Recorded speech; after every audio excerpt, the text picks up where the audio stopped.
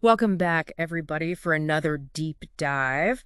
This time, we're going to dive into the life and character of Barnabas. Oh, Barnabas. Yeah, an early Christian figure who often gets overshadowed by some of the bigger names, like Right.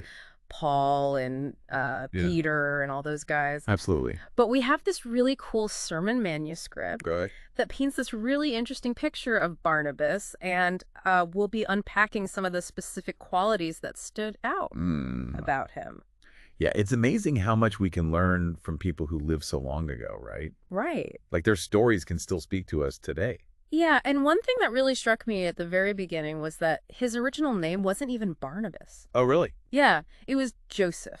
Interesting. So why the name change? Right. What's up with that? Well, the name Barnabas means son of encouragement. And Mhm. if you look at Acts 4.3637, it says that it was actually the apostles who gave him that name. Wow, they recognized something in him. They did. And it also tells us that he was originally from Cyprus. So, Yes. And that he belonged to the Levites, which is a priestly tribe in ancient Israel. oh, wow. So from Cyprus. Uh-huh. That's a fascinating place even today. It is. Back then, it was like a real crossroads of cultures and trade. Yeah, a real melting pot. What challenges and opportunities do you think that presented for someone like Barnabas, who's trying to spread this new faith? I think it definitely would require a lot of adaptability, Mm-hmm. and a willingness to engage with all sorts of different perspectives because Cyprus had Greek and Roman and Jewish influences all kind of mixed together. Wow. So navigating those different cultural and religious landscapes Right. would have been so crucial. It makes sense. It wasn't just about preaching, it was about understanding people Exactly. and finding that common ground. Yeah, and the name change itself is really significant. Right. It wasn't just giving him a new label. It was like a reflection of his character, Uh-huh. and how he lived his life. So, like, he grew into that name in a way. Yeah, the idea of living up to one's name was a big deal in early Christianity. Mm-hmm. It was like your name could reveal something about your purpose or your destiny. Wow. So Barnabas was living up to his name, the son of encouragement.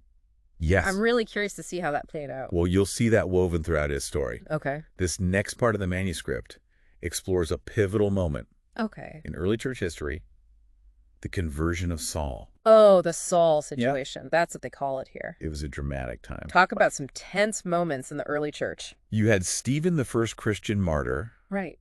and then Saul, who later became Paul, was fiercely persecuting Christians. Yeah. Persecuting might be putting it lightly. Yeah, Acts 8 and 9 describe him as like actively hunting down believers. that's right. It's crazy. And then you have this incredible conversion on the road to Damascus. Right. He's completely transformed, Uh-huh. and he immediately tries to join the disciples. Oh, wow. Can you imagine how they reacted? I'd be terrified if I were them. I mean, this is the guy who was literally trying to destroy our community 3 Exactly. days ago. Acts 9 says that they were deeply suspicious, Yeah. and rightfully so. Oh. They had every reason to distrust him. Right. But this is where Barnabas steps in, Okay. and he does something incredible. Really? He becomes this bridge between the fearful disciples Oh, wow. and this newly converted Saul. He vouched for Saul. Yes. That must have taken immense courage. I mean, what did that even look like back then? Was it like a formal recommendation? Well, more than that. Okay. It was about personally persuading the disciples, Uh-huh. sharing his own experience of Saul's transformation, Mm. and appealing to their sense of compassion, Wow. which was risky, Yeah. both for his own reputation Yeah. and potentially for the safety of the community. It reveals a lot about the dynamics of the early church, right? I think so. It wasn't just this monolithic entity. No? There were disagreements and power struggles, and this constant need to discern the genuine from the deceptive. Absolutely. It's fascinating. And Barnabas's willingness to stand up for Saul, to see beyond his past and recognize his potential, Right. that speaks volumes about his character. Yeah. He wasn't just kind, Mhm. he was discerning. Right. It's a good reminder for us that sometimes the greatest act of encouragement is to extend trust, Yeah. even when it's difficult. And this act of trust really changed the course of history, didn't it? Yes. I mean, think about the impact that Paul went on to have. right. It makes you wonder what might have happened if Barnabas hadn't stepped up. It's a profound thought. Yeah. And it speaks to the power of one person's actions Uh-huh. to create ripples Right. that extend far beyond their immediate circle.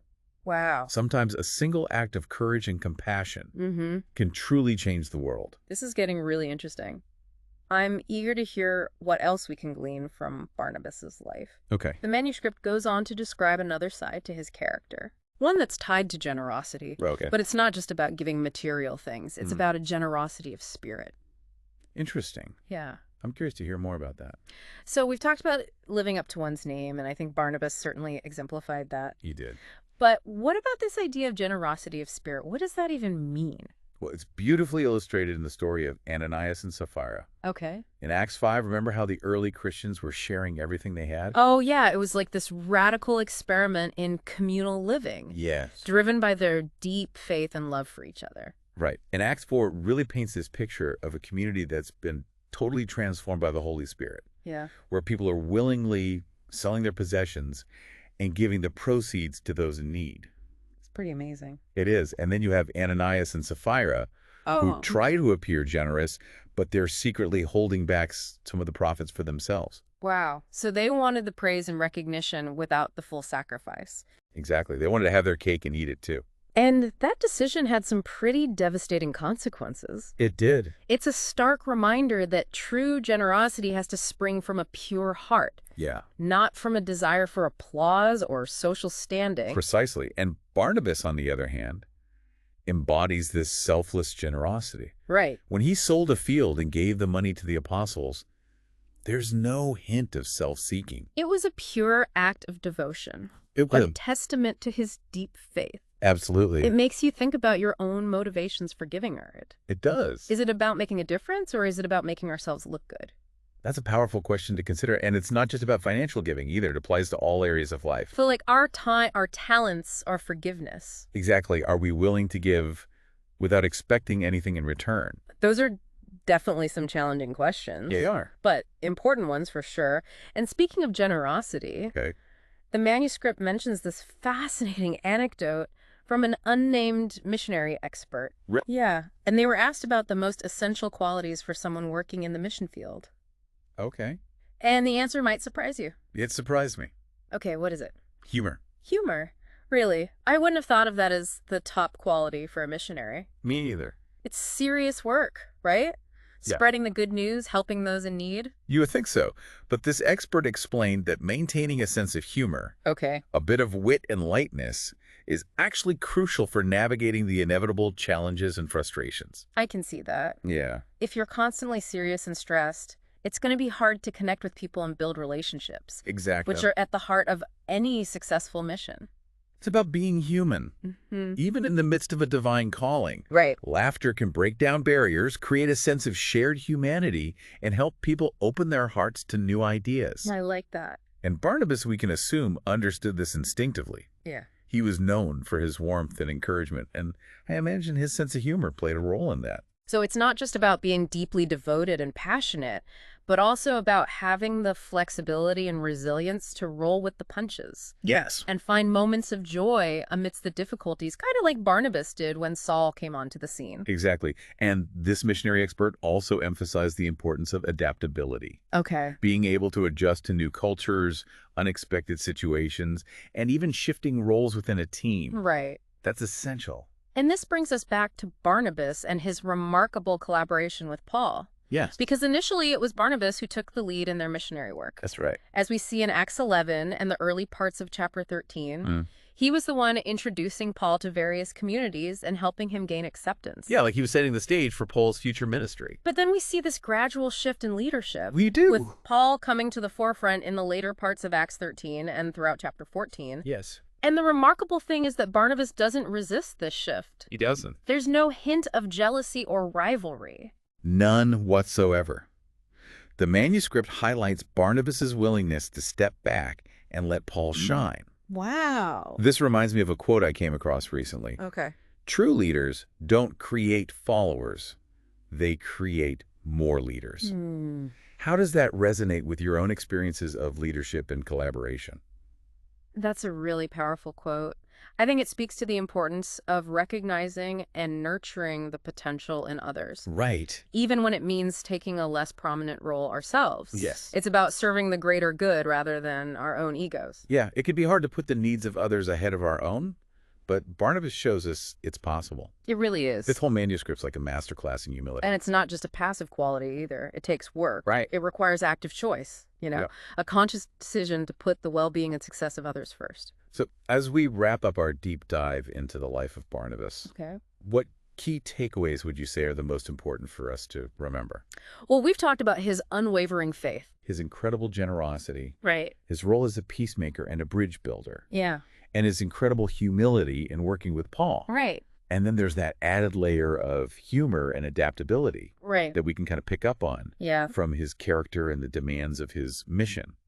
It's a beautiful tapestry of qualities. It is. It's a lot to take in. It's inspiring, but also a little daunting. Yeah. How can we, in our own lives and contexts, actually live out these qualities? Right. I mean, it's easy to admire them in someone from the past. Yeah. But the real challenge is, integrating them into our everyday lives. Absolutely. And thinking about Barnabas's legacy, I'm reminded of the saying, small hinges swing big doors. I like that. What's one small act of encouragement, generosity, or peacemaking that you could undertake this week? How might that action ripple outwards into your community? I love that analogy. It's not about becoming Barnabas overnight. Okay. It's about taking small steps, right? Making intentional choices that reflect his spirit. Right. Maybe it's reaching out to someone who's struggling, or forgiving someone who's hurt us, or just offering a kind word to a stranger. Exactly. And those seemingly small acts can have a profound impact. Yeah. Remember, Barnabas's simple act of vouching for Saul had ripple effects that changed the course of Christian history. It really makes you think about the potential we all have to make a difference, even in seemingly insignificant ways. It does. It's about recognizing that every interaction is an opportunity to embody those qualities of faith, generosity, and love that Barnabas exemplified. And that's the heart of Barnabas's legacy, isn't it? Yeah. It's not about grand gestures or impressive titles, but about the small, everyday acts of kindness, generosity, and humility that build up the body of Christ. So true. It's a reminder that the legacy of Barnabas isn't just some historical footnote. It's a living invitation to cultivate these qualities within ourselves and our communities, to be sons and daughters of encouragement, just like he was. It's a call to action, and I hope that our listeners will feel inspired to answer that call in their own unique ways. Well, this has been a truly insightful deep dive. It has. Thanks for joining us as we explored the life of this often overlooked but incredibly significant figure. I know I've learned a lot, and I hope our listeners have too. It's been a pleasure exploring Barnabas's story with you, and we hope you'll join us next time for another deep dive into the fascinating world of history, faith, and the human experience. Until then, keep diving deep and keep seeking those hidden gems of wisdom that enrich our lives and understanding of the world. Yes. See you next time.